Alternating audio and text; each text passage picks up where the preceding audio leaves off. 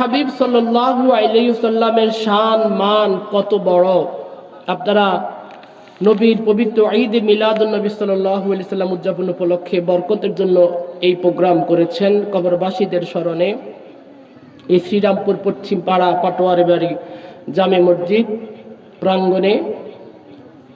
আল্লাহর হাবিব শান কেমন, দুনিয়াতে আসবেন কোরআনুল কারীমের মধ্যে কোরআন বলে নবী আসবেন, তখন থেকেই আমি কোরআনে বর্ণনা হয়ে গিয়েছে। বলেন না সুবহানাল্লাহ। নবী এসেছেন কোরআন বলে, তাও কোরআনের মধ্যে চলে এসেছে ক্বাদ জাআকুম মিনাল্লাহি নূর, আল্লাহর পক্ষ থেকে কি এসেছে? নূর এসেছে। দেখেন কোরআনুল কারীমে কিভাবে কোরআন বলে তোমরা নবীজিকে বলবা যে রসুল বন্টনকারী, আল্লাহ পাক হচ্ছে দানকারী, এলেম সহ বরকত কল্যাণ নিয়ামত এগুলো বন্টনকারী হচ্ছে রহমাতাল লিল আলামিন। নবী দানকারীকে আনা কাসিমুন আল্লাহু ইউতি, কোরআন বলে তখন আমি কোরআন ঘোষণা দিয়েছি ইন্না আ'তাইনাকাল কাউসার, হাবিবকে কাউসারের মালিক বানিয়ে দিয়েছে আমার আল্লাহ পাক। বলেন না সুবহানাল্লাহ। কাউসার শুধু হাউজে কাউসার না, অপরন্ত নিয়ামত কল্যাণ বরকত সব আছে, সব আছে এটার মধ্যে।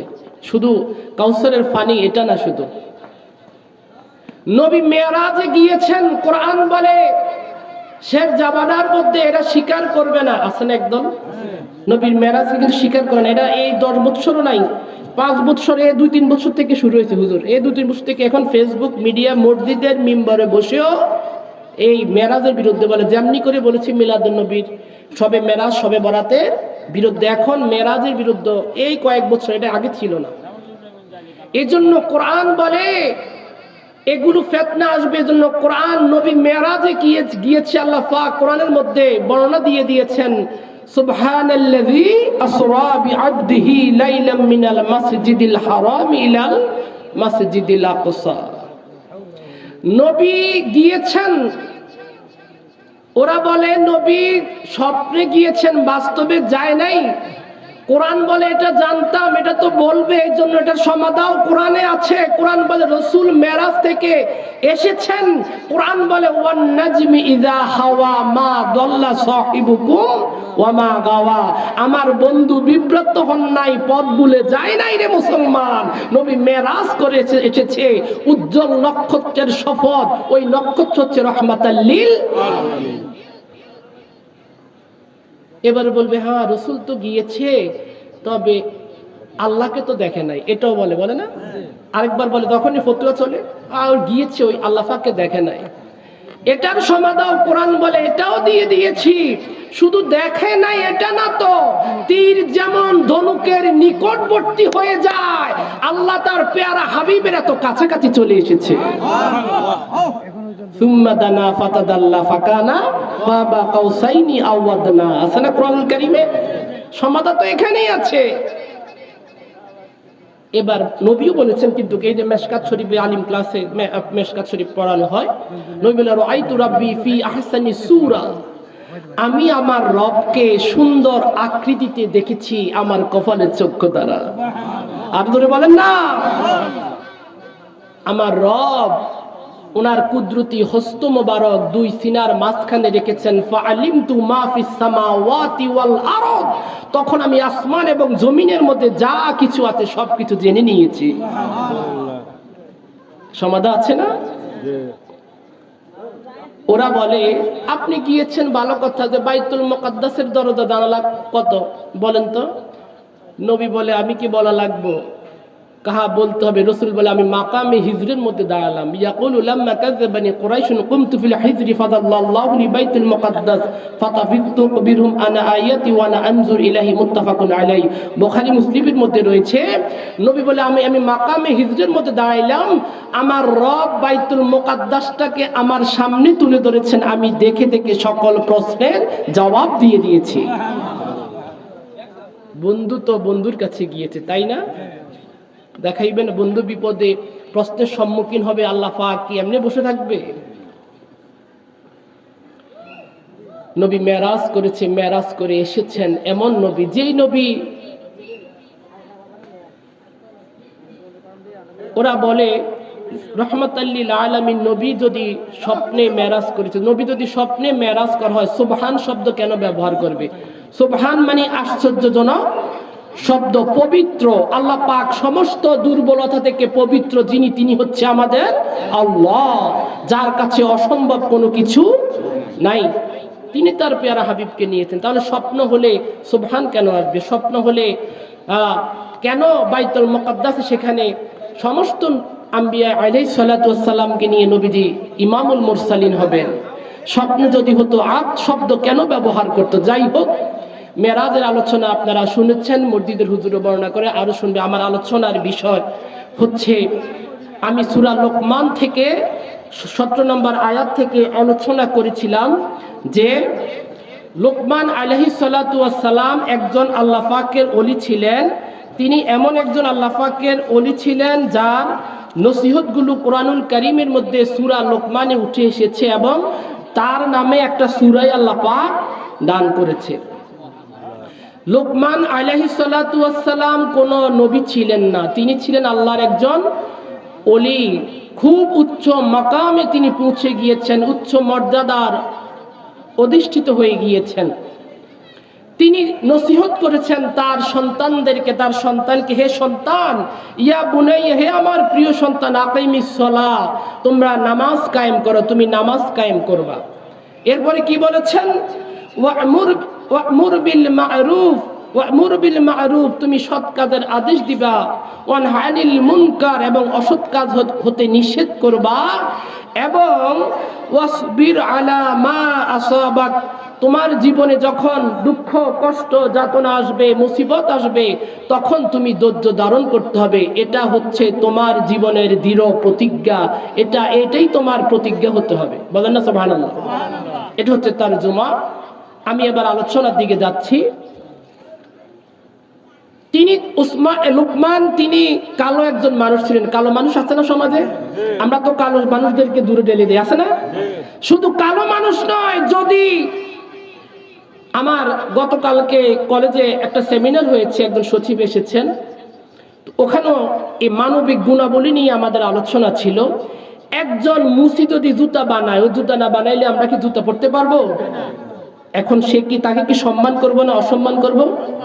একজন অটো ড্রাইভার, সিএনজি ড্রাইভার, কৃষক, তাদের মেহনত আছে না?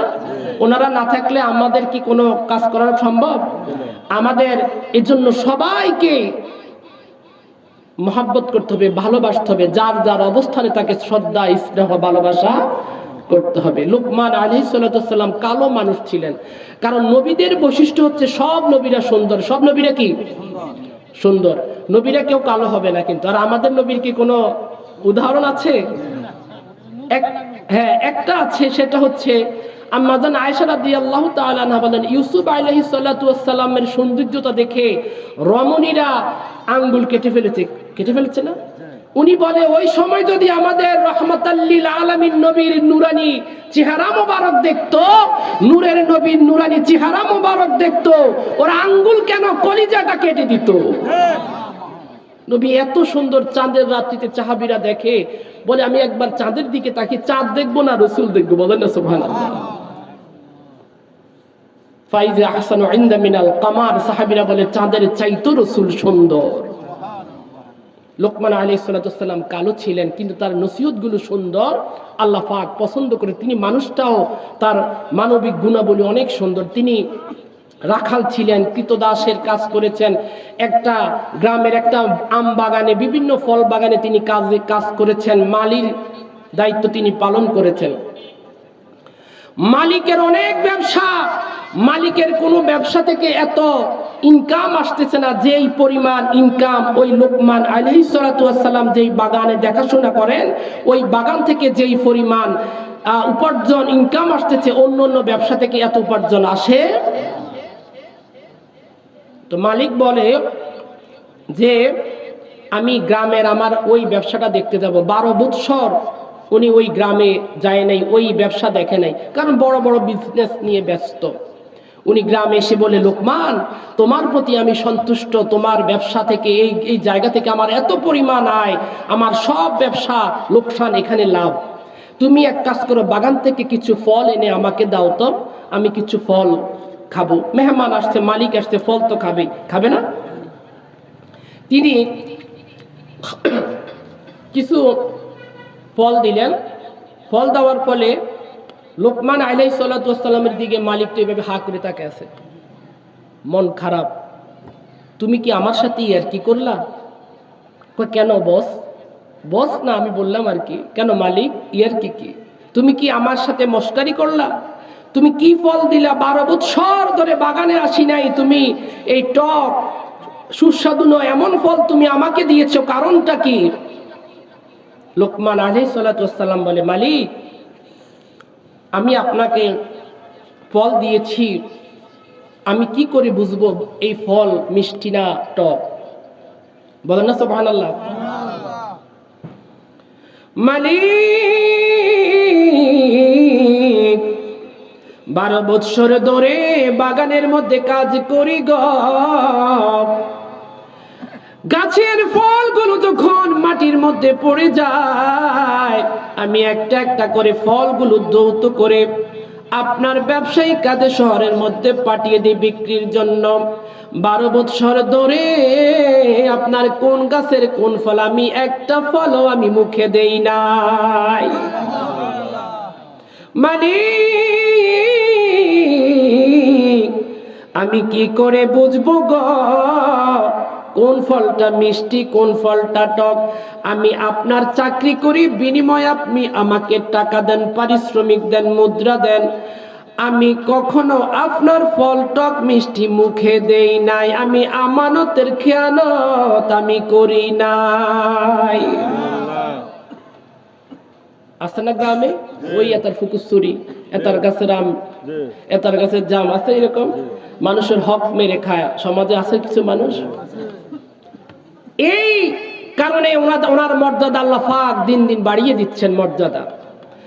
মালিক ডাক দিয়ে বললেন, লোকমান, তোমার উপর আমি এত খুশি হয়েছি, এত খুশি হয়েছি, আমি বুঝেছি তোমাকে আর এই বাগানের মধ্যে রাখা যাবে না। আমি তোমাকে আমার সেন্ট্রাল ব্যবসার ম্যানেজারের দায়িত্ব দিয়ে দিলাম। এত একজন আমানতদার মানুষকে গ্রামে নয়, ছোট বাগানে নয়, আমি আমার ব্যবসার প্রধান কেন্দ্রের মধ্যে নিয়ে যাব। অর্থাৎ আল্লাহ পাক এইভাবে তার পছন্দের বান্দাকে স্তরে স্তরে উপরে নিয়ে যাচ্ছেন। বলেন না সুবহানাল্লাহ। তিনি তার সন্তানকে নসিহত করেন, অথচ আজকে আমাদের সমাজের মধ্যে অনেক জায়গার মধ্যে আছে মা বাবা সন্তানকে নসিহত না করার কারণে ওই সন্তান হয়ে যায় নাস্তিক, ওই সন্তান হয়ে যায় মুশরিক, ওই সন্তান হয়ে যায় বাতিল আকীদা গ্রহণ করে, ওই সন্তান মা বাবার ইন্তেকালের পরে কবরের পাশেও যায় না। আছে না? কয়টা তো ফতোয়া নাই, এটা তো হাদিসে নাই, কোরআনে নাই, এরকম বলে না। গরিব মানুষদেরকে বা মুসলমানদেরকে খাওয়াইতে চায় না, কয়টা তো নাই, কোথাও নাই। সন্তান বাবারা যদি সন্তানকে নসিহত না করে, এই সন্তানগুলো বড় হলে এরা এই দিক সেই দিক চলে যায়, এদের মধ্যে সত্যিকারী মুসলমানিত্ব থাকে না। এই কারণে আল্লাহ পাক পিতৃকুলের আদর্শ শিক্ষা দেওয়ার জন্য সমগ্র পিতাকে তার সন্তানের জন্য মডেল করার জন্য লোকমান আলাইহিস সালাতু ওয়াস সালামের নসিহতগুলো কোরআনুল কারীমের মধ্যে নিয়ে এসেছেন। বলেন না সুবহানাল্লাহ। পৃথিবীর মধ্যে যত উন্নত, যত মহামনীষী, মহামানব, যত ব্যক্তিত্ব রয়েছে, পীর মাশায়েখ রয়েছে, এরা সবাই কিন্তু মা বাবার দোয়ার কারণেই হয়েছে। বলেন না সুবহানাল্লাহ। কি অস্বীকার করার কোনো উপায় আছে?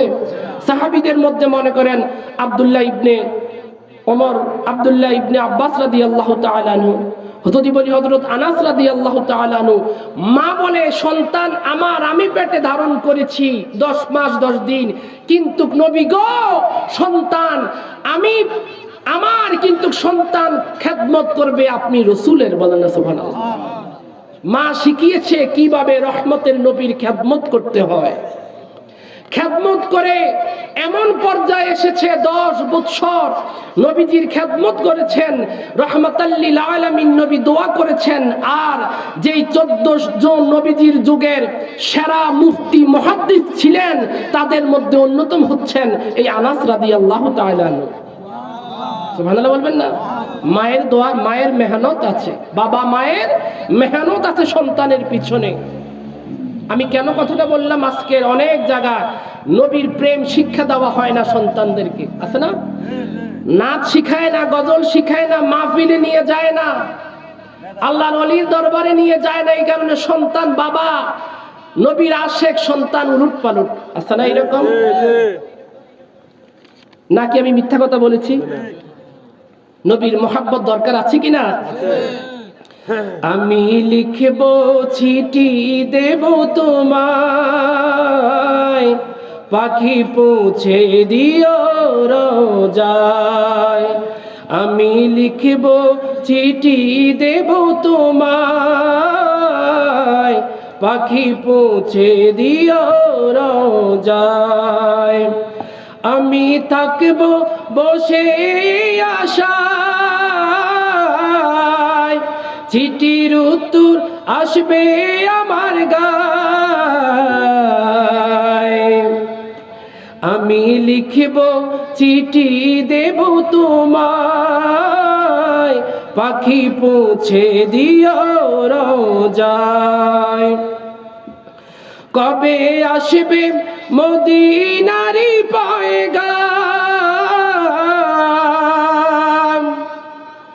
গায়ে বাঁধব হাজিদের এহরাম।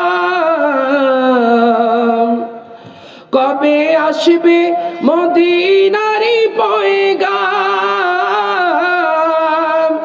গায়ে বাঁধব হাজিদের এহরাম। আমি ঘুরব মদিনারি চারিপাশ, দু চোখে দেখব সব যে গুম্বাদ। আমি লিখব চিঠি দেব তোমায়, পাখি পৌঁছে দিও রোজায়, পাখি পৌঁছে দিও রোজায়। আল্লাহুম্মা সাল্লি আলা সাইয়্যিদিনা মাওলানা মুহাম্মাদ ওয়া আলা আলি সাইয়্যিদিনা মাওলানা মুহাম্মাদ। তো লোকমান আলাইহিস সালাতু ওয়াস সালাম যেটা বলতে চেয়েছিলাম, বাবা মার মেহনত সন্তানের কাছে থাকলে ওই সন্তান তার মর্যাদাটা অনেক বেড়ে যায়। যেমন ইমাম বুখারী রহমতুল্লাহ আলাইহি, নাম শুনেছেন না? তো ইমাম বুখারী রহমতুল্লাহ আলাইহি, ওনার প্রসিদ্ধ ঘটনা রয়েছে। ওনার ছোটকালে একটি চোখে কম দেখতেন, কেউ কেউ বলেছে চোখ অন্ধ ছিল। উনি যখন দুনিয়াতে এসেছেন একটা চোখে কম দেখতেন। ওনার মা সিজদায় পড়ে আল্লাহ পাকের কাছে দোয়া করেছে, মাওলা আমার সন্তানকে তো আমি আলেম বানাইবো, আমার সন্তানকে মুহাদ্দিস বানাইবো। সন্তান যদি চোখে কম দেখে তাহলে তো আমার সন্তান কিভাবে হাদিস পড়বে, হাদিস সংগ্রহ করবে। মা দোয়া করেছে, আল্লাহ পাক এমন চোখের পাওয়ার দান করেছে। ইমাম বুখারী রহমতুল্লাহ আলাইহি তিনি চাঁদের আলোতে বসে কিতাব লিখতেন। বলেন না সুবহানাল্লাহ? ওনার একটা কিতাবে আছে উনি চাঁদের আলোতে বসে কিতাব লিখেছেন। যেমন বাইজিদ বুস্তামি রহমতুল্লাহ আলাইহি, ওনারও একটা প্রসিদ্ধ ঘটনা রয়েছে। ওনার মায়ের কারণে উনি আলেম হয়েছেন, মায়ের কারণে আলেম হয়েছেন। মা গিয়ে হুজুরকে বলে, হুজুর সন্তানকে আলেম না বানানো পর্যন্ত বাড়ির যেন সন্তান না যায়। মা কিন্তু কেমন, মাও একজন আল্লাহর ওলি। হুজুর মনে করেছে মা এমনি বলেছে। কিছুদিন পরে সন্তান বলে, হুজুর আমি বাড়িতে যাব। হুজুর বলে, না তোমার মা নিষেধ করেছে। না হুজুর আমি বাড়িতে যাব, গেলে আমাকে এত পারা মুখস্থ করতে হবে, 3-4 মাস যেটা লাগে। ওই বাইজিদ বুস্তামি রহমতুল্লাহ আলাইহি দেখা গেল 2 সপ্তাহ পরে হুজুরকে বলে যে, বা 1 সপ্তাহ পরে গিয়ে বলে, হুজুর বাড়িতে যাব, পড়া কি হয়েছে? হয়েছে মানে কি, যে পড়া অন্যরা পড়তে 4 মাস 5 মাস সময় লাগে, তোমার কি করে হলো? আপনি শোনেন, সুবহানাল্লাহ বলবেন না? আল্লাহর ওলিদের এই মর্যাদা দেয় কে? কি করবে? বাড়ি চলে গেল সন্তান, মা দূর থেকে দেখে সন্তান আসতেছে, আল্লাহু আকবার বলেন না? মা দৌড়ে গিয়ে দরজা বন্ধ করে দিয়েছে। বাইজিদ বলে, মা আমি তোমার বাইজিদ, পর্দা করা লাগবে না। সুবহানাল্লাহ বলবেন না? মা ডাক দিয়ে বলে, আমার বাইজিদ হতে পারে না, তুমি চলে যাও। আমার বাইজিদ আলেম না হওয়া পর্যন্ত ঘরে ফিরবে না। আমি তোমার বাইজিদ হবে না। ঘন্টার পরে ঘন্টা দাঁড়িয়ে থাকার পরে বাইজিদ বুস্তামি রহমতুল্লাহ আলাইহি, শিশু বাচ্চা, কাঁদতে কাঁদতে হুজুরকে গিয়ে বলে, হুজুর বুঝেছি, আমি ওয়াদা করেছি আর মায়ের কাছে যাব না, আমাকে আলেম না বানানো পর্যন্ত, পাগড়ি না দেওয়া পর্যন্ত আমি আর ঘরে যাব না। মায়ের মেহনত আছে না? কেমন বাইজিদ বুস্তামি, যিনি হাত আগুনের মধ্যে দিয়ে দিলে আগুন হাত জ্বলে না। সুবহানাল্লাহ। ঘর থেকে বের হলেন, দেখলেন একদল অগ্নি পূজক আগুনের মধ্যে আগুনের পূজা করে, আগে ওই সময় করত। তিনি বলে, তোমরা আগুনের পূজা কেন করো? আমাদের উস্তাদ আগুনের পূজা করে। তোমাদের উস্তাদ কি কয়? শামউন। ইরে তোমরা আগুনের পূজা করো, আগুনের পূজা কেন করো? তোমাদের আগুনের যিনি বানাইছে, যিনি আমাদের রব, আগুনের রব, তার ইবাদত করো। তোমার কথা শুনবো না মোল্লা, তুমি চলে যাও। তোমাদের বস কোথায়? তোমাদের মালিক কোথায়? আমাদের মালিক মৃত্যু শয্যায়। চলে গেলেন শামউনের বাড়িতে মধ্যে। আল্লাহর ওলিরা ছায় দিনের দাওয়াত দেওয়ার জন্য অমুসলিমকে মুসলমান বানিয়ে জাহান্নামীকে জান্নাতের মেহমানের কাতারে নিয়ে আসে আল্লাহর ওলিরা।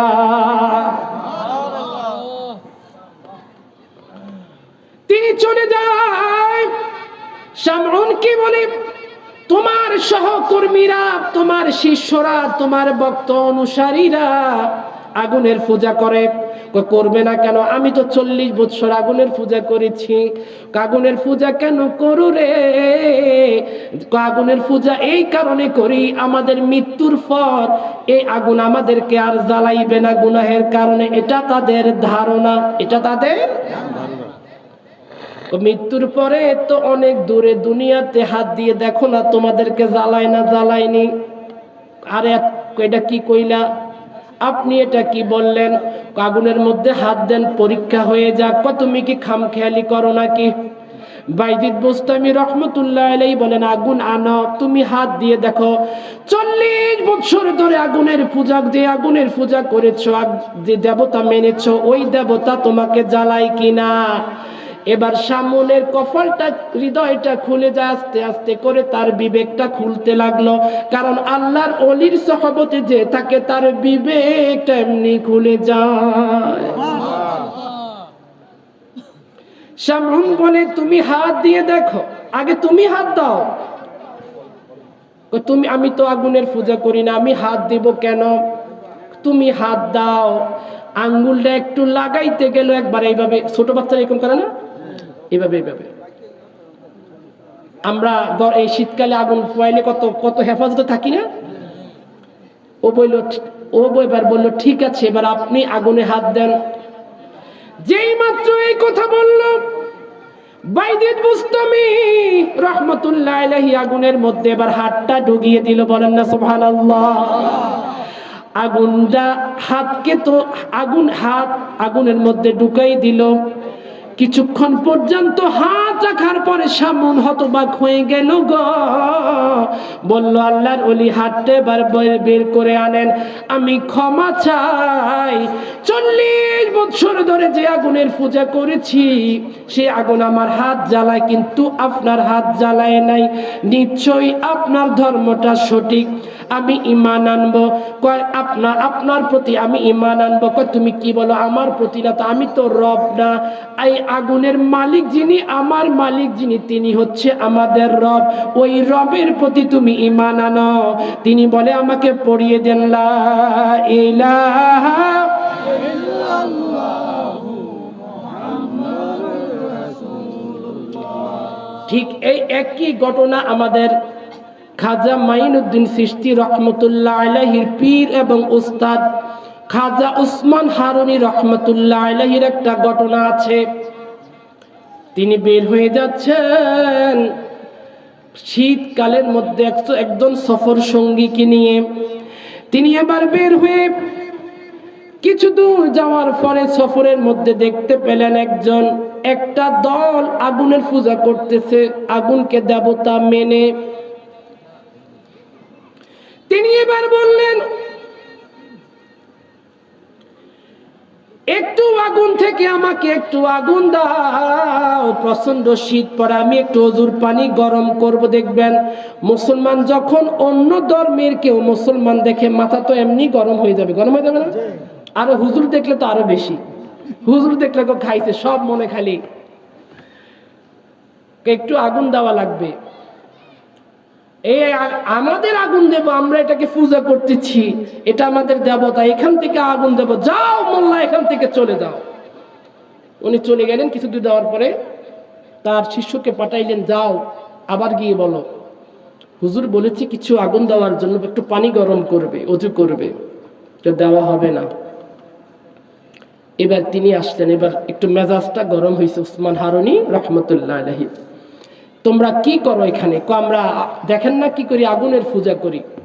তোমরা আগুন পূজা করো, তোমাদের লাভ কি? কোনো লাভ নেই, আমরা পূজা করি, কথা কইয়েন না, যান। আছে না এরকম মানুষ? কয় আগুনের পূজা করো, আগুনের পূজা করো, আগুন কি তোমাদের কথা শুনবে? তো আগুন আমাদের কথা শুনবে নাকি আপনার কথা শুনবে? কাহা আমার কথা আগুন শুনবে, বলেন না সুবহানাল্লাহ। আমার রব আগুনকে সৃষ্টি করেছে, আমাকে যদি আল্লাহ পাক পছন্দ করে আমার কথা আগুন শুনবে, বলেন না সুবহানাল্লাহ। দেখি তো শুনে কিনা। কারণ আমি তো পূজা করি না, তোমরা পূজা করো, তোমরা বেশি দূর না, আগুনের ভিতরে একটু ঢোকো তো, একটু হাত দাও। কি রে বাপরে, এটা তো বড় মুশকিল, হুজুরের কাছে তো ধরা খাইলাম। আগুনে হাত দিলে হাত কি ভালো থাকবে? আপনি দেন। আমি দিলে কি, আমি যদি আগুনে হাত দেই কি করবা যদি না পড়ে? আমরা আপনার মালিকের, আপনার প্রভুর প্রতি ঈমান আনবো, বলেন অনেক কথা আর কি। তিনি বললেন ঠিক আছে, সত্যি তো ঘটনা? হ্যাঁ সত্যি।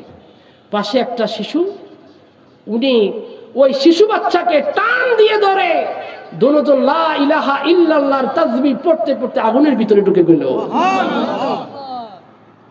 এরা তো মনে করেছে সন্তান তো গেছে, উনি তো গেছে, ওনাদের সন্তানের জন্য পেরেশান। আগুনের ভিতরে ঢুকলে মানুষ বাঁচেনি। কিন্তু প্রসিদ্ধ ঘটনা, এগুলো কোনো বানানো ঘটনা, সব শ্রেণীর আলেমদের মুখে এগুলো শুনবে। ওরা খাইছে কি ব্যাপার, কিছু এরা তো মনে করছে শেষ, মোল্লা শেষ। কিছুক্ষণ পরে দেখে, স্পষ্ট ভালো করে দেখে, কিরে হুজুর দে এখনো আগুনের মধ্যে তাসবিহ পড়তেছে, এক হাতে ওই ছোট সন্তানকে রেখে দিয়েছে, বলেন না সুবহানাল্লাহ। আল্লাহর ওলি উসমান হারুনি রহমতুল্লাহ আলাইহি আগুন থেকে এবার বের হয়ে আসলেন।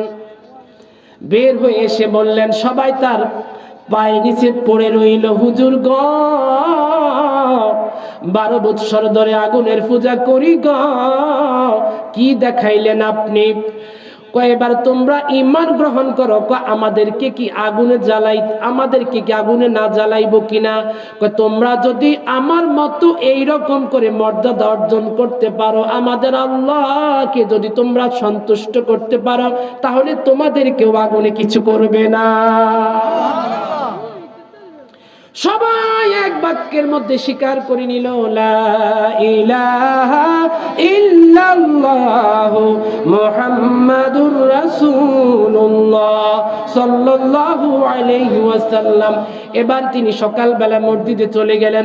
মসজিদে গিয়ে তিনি এলান করে দিলেন, আগামীকাল ফজরের নামাজ যারা আমার পিছনে পড়বে সবগুলা জান্নাতি। সবগুলা কি? হুজুর এলান করে দিলেন, আগামীকাল ফজরের নামাজ যখন যারা আমার পিছনে পড়বা সবাই জান্নাতি জান্নাতি। এই আশার নামাজের সময় এলান করে দিলেন, তবে শর্ত হলো একটা, এই কথা যদি কেউ বলে দাও, কাউকে বলে দাও, সে জাহান্নামী হয়ে যাবে। অর্থাৎ তোমরা যারা এশার নামাজের সময় ছিলা তারা আমার কথাটা গোপন রাখা লাগবে। এই কথাটাকে গোপন রাখতে হবে, এলান করা যাবে না। সবাই বাপ সন্তানের পাশে ঘুমাইলো, সন্তানকে বলে না, স্ত্রীকে বলে না, সন্তান দাদাকে বলে না, কেউ কাউকে বলে না, চাচা বাতিজাকে বলে না, বললে তো জাহান্নামী হয়ে যাবে। সবাই ঘুমিয়ে গেল, ঘুম আসে না ফজর যদি মিস হয়ে যায়। কারণ উসমান হারুনির একটা ভারী বাত্যকতা আছে, একটা মর্যাদা আছে, যিনি আগুনে ঢুকে বের হয়েছেন ওনার কথা কেউ অবিশ্বাস, ওনার কথার একটা কদর আছে, ওনার কথার একটা পাওয়ার আছে, এই জন্য কেউ আর অবিশ্বাস করে না। সকাল বেলা ফজরের নামাজ পড়ে সালাম ফিরাইয়া উসমান হারুনি দেখে, হায় হায়, এশার সময় তো মসজিদ ছিল 2 কাতার, আছে না? হ্যাঁ, এশার সময় ফজরের টাইমের মধ্যে মসজিদ ভরপুর, বারান্দা মানুষ, রোড ঘাট সব হাজার হাজার মানুষ হয়ে গেল। কে বলেছ এই কথা? যারা এশার নামাজের মধ্যে ছিল তারা হাত তোলো। কারা কারা নামাজে ছিল তাহলে তো বের হয়ে যাবে। সবাই হাত উঠাইতে লাগলো। হাত, তুমি কি বলেছো? না আমি বলি নাই। তুমি বলেছো? আমি বলি নাই। একটা লোক কিছু বলে না, চাদরটা মোড়া দিয়ে এইভাবে দিয়ে বসে রয়েছে। সুবহানাল্লাহ, সুবহানাল্লাহ। আমি না করেছি, কারা বললা? একটু বলে দাও। সবাই না করেছে, বলে নাই। একজন বলে নাই, তুমি দাঁড়াও। চাদরের গোমটা সরাইয়া তিনি বললেন, ও আমার উস্তাদ, ও আমার পীর, আমি বলেছি সবার কাছে কথা, তুমি কি জানতে না? কথা যদি বলে দাও তুমি জাহান্নামী হয়ে যাবে। বলেন না সুবহানাল্লাহ। আমি বলেছি এই কারণে, আমি বলেছি আমি যদি সবাইকে না এলান দেই তাহলে সবাই জাহান্নামে যাবে, সামান্য কিছু মানুষ জান্নাতে যাবে। আমি একা যদি বলে দেই আমি একা জাহান্নামে যাব গো, আর সবাই জান্নাতে যাক, আমি এটাই চাই। আমি একা জাহান্নামে যাব, সবাই জান্নাতে যাক, কারণ আমার আল্লাহ পাক চায় বান্দা জান্নাতীর কাতার বেশি হোক। সুবহানাল্লাহ বলবেন না? সুবহানাল্লাহ। যিনি এই কথা বলে উনি সাধারণ কোনো মানুষ নয়, উনি হচ্ছে খাজা মঈনুদ্দিন চিশতি রহমাতুল্লাহ আলাইহি। একবার জোরে বলা যাবে কি আল্লাহু আকবার? উসমান হারুনি ডাক দিয়ে বলে, মঈনুদ্দিন, আমি তো পরীক্ষা করার জন্য আমি বলেছি জান্নাত দেওয়ার মালিক আল্লাহ, জাহান্নাম দেওয়ার মালিক আল্লাহ। আমি শুধু পরীক্ষা করাইছি। আমার যে এই আল্লাহ পাক যে এই নিয়ামত আমাকে দান করেছে, কামালিয়াতের নিয়ামত, আমাকে যে আল্লাহ পাক এত উচ্চ মর্যাদা দিয়েছে, এটার খেলাফতের দায়িত্ব আমি হাজার হাজার মানুষের সামনে তুমি মাইনুদ্দিনকে আমি দান করে দিলাম। এইভাবে করে এসেছে। ভাইরা আমার, বাইজিদ বুস্তামি রহমাতুল্লাহ আলাইহি চলে গেলেন মাদ্রাসার মধ্যে, মনে আছে তো? গিয়ে বলে, হুজুর গো, আমাকে পাগড়ি প্রদান ছাড়া আর আমি যাব না, আমাকে পাগড়ি দিয়ে দেন। লেখাপড়া করতে লাগলেন, মনোযোগ করতে লাগলেন। কথা সংক্ষিপ্ত, যেই দিন তার পড়া শেষ, কোরআনে হাফেজ শেষ, কিতাব পড়া শেষ, হুজুর আগামীকাল সকালবেলা ওনাকে পাগড়ি প্রদান করবেন। আগের রাত্রির মধ্যে রহমতের নবী, নূরের নবী, মায়ার নবী গো উস্তাদ জিকে স্বপ্নে দেখায়, বলে ও বাইজিদের উস্তাদ, আগামীকাল আমাদের বাইজিদকে আপনি পাগড়ি দিবেন, তবে আগামীকাল সকাল বেলায় বাইজিদকে একটা পাগড়ি দিবেন না, আগামীকাল বাইজিদকে দুটো পাগড়ি প্রদান করবেন। কে বলে? কে বলে? রহমাতাল লিল আলামিন নবী আগামীকাল আমার বাইজিদকে দুটো পাগড়ি প্রদান করবেন। একটা হচ্ছে আলেম হওয়ার পাগড়ি, ইলম হাসিল করার পাগড়ি, আর একটা পাগড়ি হবে মারিফাত হাসিল করার পাগড়ি। আমার মনের ঘরেতে রেখেছি যারে, দু জাহানের বাদশা নবী, দু জাহানের বাদশা নবী, আমার মনের ঘরেতে রেখেছি যারে, দু জাহানের বাদশা নবী, আমার দয়াল নবী রে, আমার মায়ার নবী রে, আমার মাশাআল্লাহ, দু জাহানের বাদশা নবী কামলিওয়ালা রে, দু জাহানের মোরা যদি ডানাওয়ালা পাখি হইতাম, ওই মদিনা দেখার লাগি উড়ে যাইতাম। মদিনা যেতে চান কারা? নারে তাকবীর, নারে রিসালাত, নারে রিসালাত, নারে রিসালাত। মোরা যদি ডানাওয়ালা পাখি হইতাম, ওই মদিনা দেখার লাগি, ওই মদিনা দেখার লাগি, আরে হৃদয় জুড়ে দেখবো আমি, হৃদয় জুড়ে দেখবো আমি নয়ন ভরে, দু জাহানের বাদশা নবী আমার মনের ঘরেতে রেখেছি যারে,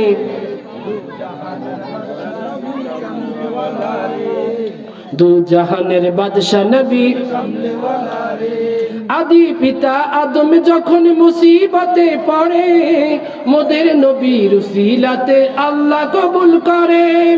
আদি পিতা আদম যখন মোদের নবীর উসিলাতে, আরে শাফাআতের বিচারতে, শাফাআতের বিচারতে দেখা দিও রে, দু জাহানের বাদশা নবী আমার মনের ঘরেতে রেখেছি যারে, দু জাহানের বাদশা নবী, দু জাহানের বাদশা নবী, দু জাহানের বাদশা নবী। ভালোবাসার জায়গা মদিনা, ভালো লাগারে মাশাআল্লাহ, ভালো লাগার, ভালোবাসার জায়গা মদিনা, ভালো লাগার,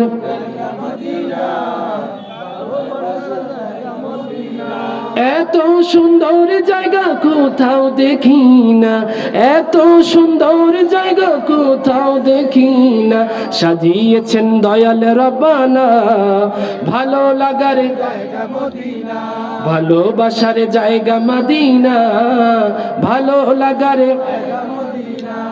মদিনা শরীফে নূরের খাজিনা, সুবহানাল্লাহ, মদিনা শরীফে নূরের খাজিনা, আশিক ছাড়া অন্য বুঝে না, ভালো লাগার জায়গা মদিনা, আরে ভালো লাগার জায়গা মদিনা, ভালোবাসার জায়গা মদিনা, ভালো লাগার জায়গা মদিনা, ভালোবাসার জায়গা মদিনা। রসুলকে তো চিনতে হবে না? রসুলের ইশক মোহাব্বত অন্তরে থাকা দরকার আছে কি না? হযরত বেলাল চিনিয়া নবীর প্রেমে পড়িয়া, হযরত ওমর চিনিয়া নবীর প্রেমে পড়িয়া, হাতে ধরে কালেমা পড়ে, হাতে ধরে কালেমা পড়ে, ভাগ্য হয় বালা, ইয়া মুহাম্মদ প্যারা নবী, या मोहम्मद प्यारा नबी, या मोहम्मद তোমার দিদার মনে, তোমার দিদার মনে গুছাবে আধার। ইয়া মুহাম্মদ প্যারা নবী। হযরত বেলাল আজান দিত, সবাই শুনে পাগল হইতো। হযরত বেলাল আজান দিত, সবাই শুনে পাগল হইতো। তারা জানে কি যে মধুর, তারা জানে কি যে মধুর, কেউ তো জানে না। ইয়া মুহাম্মদ প্যারা নবী এসো নিরালায়। ইয়া মুহাম্মদ। আল্লাহর ওলিদের কারামতি আছে কিনা? আছে কিনা? জমি মেলি नहीं होती, जमन मेला नहीं होता।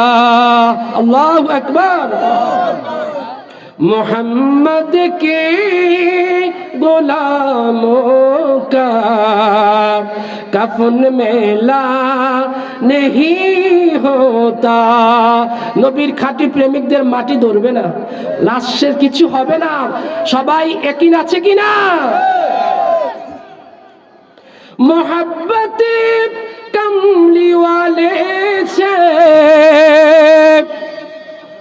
ये जज्बा है सुनो लोगो। मोहब्बत कमली वाले से ये जज्बा है सुनो लोगो। ये जिस मन में समा जाए वो मन मेला नहीं होता। अल्लाहु আকবার। হ্যাঁ হ্যাঁ, সময় শেষ। আচ্ছা ঠিক আছে। বাইজিদ বুস্তামি এবার বলল, নবীজি বলে দিল আমার বাইজিদকে দুটো পাগড়ি দিয়ে পাঠিয়ে দাও। মনে আছে? বাইজিদ বুস্তামি রহমতুল্লাহ আলাইহি এবার আলেম হয়ে বাড়ি যাচ্ছে। অনেক দিন পরে ওনার মা অসুস্থ হয়ে পড়লো। বাড়ির আশেপাশের প্রতিবেশীরা মাকে সেবা শুশ্রূষা করতে লাগলো। বাইজিদ বুস্তামি রহমতুল্লাহ আলাইহি গিয়ে বলল, মা। বলা মাত্র মা এবার বলল, বাইজিদ রে আমাকে ধর। ওই সময় বলেছে যাও, দরজা খুলবো না। এখন বাইজিদ বলা মাত্রই মা বুঝে গিয়েছে আমার বাইজিদ মাও আর একজন আল্লাহর ওলি। বলেন না সুবহানাল্লাহ। কেমন মা? মা বলল, বাইজিদ একটু অজুর পানি এনে দাও। বাইজিদ বুস্তামি অজুর পানি এনে দেয়। মা অজু বানাইয়া 2 রাকাত নামাজ পড়তে যায়। নামাজের সিজদার মধ্যে বলে, আল্লাহ তুমি আমার বাইজিদকে আলেম বানাইছো, আমার কথা রেখেছো গো আল্লাহ। বাইজিদ আমার সাহায্য করবে, আমাকে সেবা করবে। দীর্ঘদিন যেহেতু দেখে নাই, ঠিক কিনা? আল্লাহ আমার বাইজিদ যদি আমার সেবা করে তাহলে তোমার দিনের কাজ কে করবে গো আল্লাহ। কেমন আজীব মা, কেমন কুরবানি দেয় ইসলামের জন্য, নবীর আদর্শ বাস্তবায়নের জন্য সন্তানকে। মা বলে, আল্লাহ গো তুমি আমার বাইজিদকে দিনের কাজে নিয়োজিত রাখো, আর আমার আরেকটা দোয়া কবুল করো, আমি মাকে তোমার কাছে নিয়ে যাও, এই পৃথিবীর জমিন থেকে আমাকে উঠিয়ে নাও। কেমন মা! মা দোয়া করতে দেরি নাই, আমার আল্লাহ পাক দোয়া কবুল করে মাকে সিজদার মধ্যে দুনিয়া থেকে আল্লাহ পাক জান্নাতের মেহমান বানাইয়া দেয়। আমি বলতে চেয়েছিলাম মা বাবার নসিহতের কারণে সন্তান আলেম হয়, সন্তান ভালো হয়, সন্তান মানবীয় গুণাবলীর মাধ্যমে নিজেকে প্রকাশ করতে পারে, ঠিক কিনা? লোকমান আলাইহিস সালাতু ওয়াস সালাম তার সন্তানকে যখন নসিহত করেছে, সন্তান রে মানুষের জীবনে দুঃখ আসবে, কষ্ট আসবে, সবাই সুখী নয়। একটা পর্যায়ে মানুষ কষ্ট পায়, আবার সুখ, আবার কষ্ট, এইভাবে তো দুনিয়া, তাই ঠিক না? যখন তোমার মধ্যে মুসিবত আসবে, কষ্ট আসবে, তুমি আল্লাহকে গালি দিবা না, তুমি পেরেশানি হবে না, তুমি সবর করবা, ধৈর্য ধারণ করবা। সন্তান বলে, বাবা আমি প্র্যাকটিক্যাল বুঝাইয়া দাও, বুঝি না, তোমার কথা আমি এইভাবে বুঝি না, ব্যবহারিক ভাবে কি বুঝাই দেওয়া যায় না? বাবা বলে, সন্তান রে তাহলে চলো, ওই এলাকার মধ্যে একজন নবী রয়েছে, নবীর কাছে যাব, কয়েকশো মাইল আমরা হেঁটে হেঁটে যাওয়া লাগবে। সন্তান খুশি, আমরা নবী দেখতে যাব। ছোট ছোট বাচ্চারা নানার বাড়িতে বেড়াইতে গেলে কি খুশি, মা জামা দেন, পরিধান করো, আমরা নানার বাড়ি যাব, খুশি না? আর ওই এটা তো নানার বাড়ি না, নবীর বাড়ি, সন্তান আরো খুশি, বলেন না সুবহানাল্লাহ। সন্তান লাফায় লাফায় দৌড়াচ্ছে, এত এনার্জি, শত মাইল চলে যাওয়ার পরেও সন্তানের কোনো ক্লান্তি নাই।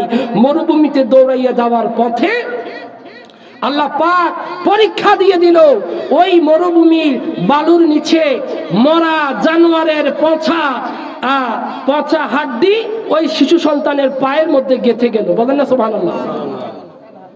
আল্লাহ পরীক্ষা দিয়েছে। তো সন্তান যখন পায়ের মধ্যে গেঁথে যায়, সন্তান অসুস্থ হয়ে পড়ে, 2-1 দিনের মধ্যেই সন্তানের পাটা পছন্দ ধরা শুরু করে। কি ধরা শুরু করে?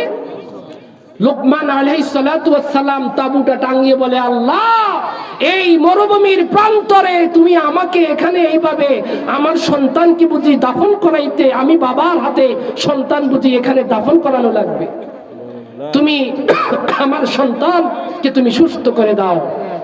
লোকমান আলাইহিস সালাতু ওয়াস সালাম সিজদার মধ্যে দোয়া করে, আমার আল্লাহ পাক ওই লোকমান আলাইহিস সালাতু ওয়াস সালামের সন্তানের দোয়া, ওনার দোয়া কবুল করে নেয়। ওই তাবুর মধ্যে ওই মুহূর্তেই একজন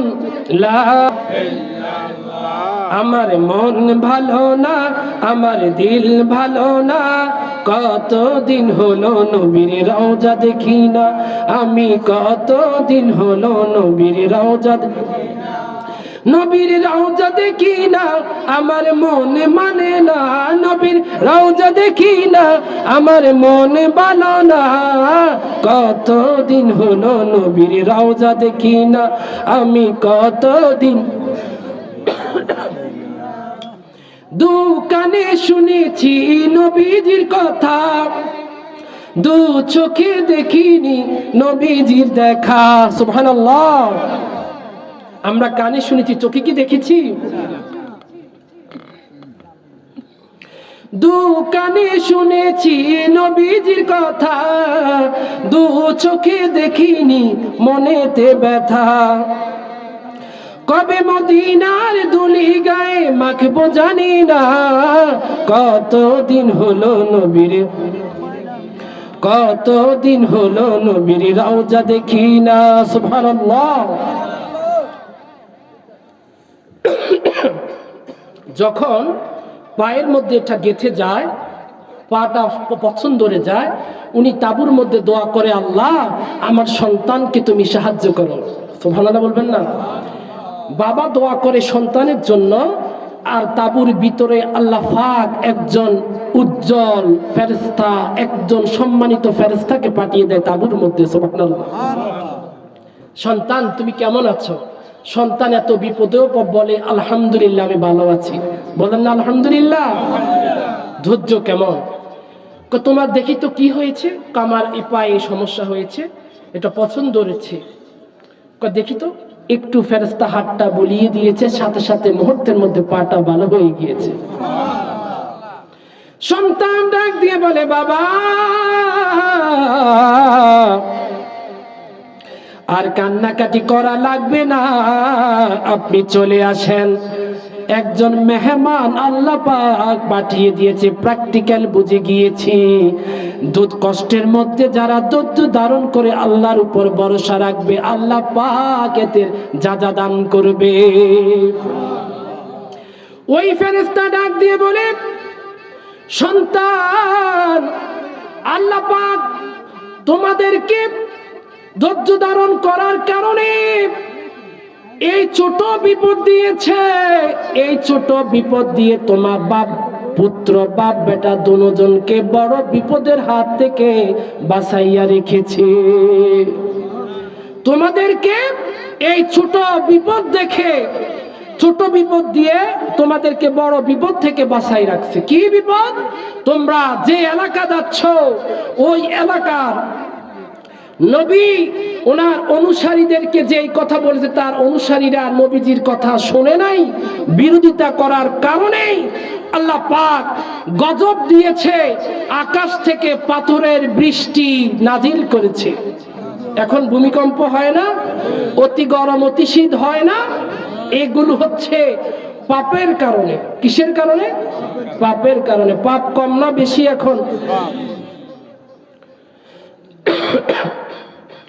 তোমরা ওই বাপ পুত্র যদি ওই এলাকার মধ্যে যেতে, তাহলে ওই পাথরের বৃষ্টি পড়ে বাপ পুত্র সেখানে মারা যেতে। এই কারণে আল্লাহ পাক ছোট বিপদ দিয়ে বড় মুসিবত থেকে তোমাদেরকে রক্ষা করেছে। বলেন না সুবহানাল্লাহ। এই জন্যই আমি আগেই বলেছি আয়াতের তাফসীর, এগুলো আমাদের জীবনে শিক্ষণীয়। অনেক সময় ছোট বিপদ আসবে, আমরা যেন হতাশ না হই। উদ্বেগ উৎকণ্ঠা আসবে, বিপদ আসবে। আল্লাহর হাবিব সাল্লাল্লাহু আলাইহি ওয়াসাল্লাম বলেছেন, আল মুসলিমা মিন নাসাবি ওয়ালা সাবিন ওয়ালা হামিন ওয়ালা হুজনি ওয়ালা আযা ওয়ালা গাম হাত্তা শাওকাতি ইউশাকুহা ইল্লা কাফফারাল্লাহু বিহা খাতায়া। তোমাদের জীবনে উদ্বেগ উৎকণ্ঠা, এমন কি আপনি হাঁটতেছেন, নামাজে যাচ্ছেন, বাজারে যাচ্ছেন, পায়ের মধ্যে একটা কাঁটা বিদ্ধ হয়, হয় না? নবী বলে একটা কাঁটাও যদি পায়ের মধ্যে গেঁথে যায়, ওটাতে যেই কষ্ট, এর প্রতিদানে আল্লাহ পাক তোমাদের গুনাহগুলোকে জড়িয়ে ওখানে নেকি বসিয়ে দিবে। বলেন না সুবহানাল্লাহ। এজন্য ছোট বিপদ দ্বারা বড় বিপদ থেকে আল্লাহ পাক বান্দাকে রক্ষা করে। নবীজি আরো ইরশাদ করেন, মা মিন মুসলিমি ইউসিবহু আযা শাওকাতুন ফামা ফাওকাহা ইল্লা কাফফারাল্লাহু বিহা সাইয়্যাতিহি ওয়া হুত্তাত আনহু যুনুবহু কামা তাহুত্তু শাজারাতা ওয়ারাকা। শুধু তাই নয়, নবীজি বলেন যে গাছ থেকে যেমনি করে পাতাগুলো ঝরে পড়ে, আমাদের শীতকালে বা বসন্তকালে মনে হয় গাছের পাতা শীতকালেই তো ঝরে পড়ে, যেমনি করে গাছ থেকে শীতের পাতাগুলো, গাছের পাতাগুলো জমিনে ঝরে পড়ে, বান্দা যখন কোনো একটা কষ্ট পাবে, কেউ আঘাত দিবে, অনেকে দেখবেন আপনাকে আঘাত দেয়, মনের মধ্যে আঘাত দেয় না, গালিগালাজ করে, আপনি ওকে প্রতিবাদে কিছু বলার দরকার নাই, আল্লাহর পক্ষ থেকে ফেরেশতারাই জবাব দিয়ে দিবে। এর সময় আপনি কোনো কথা বলবেন না। নবীজি বলে গাছের পাতা যেই রকমে ঝরে যায়, বান্দার গুনাহ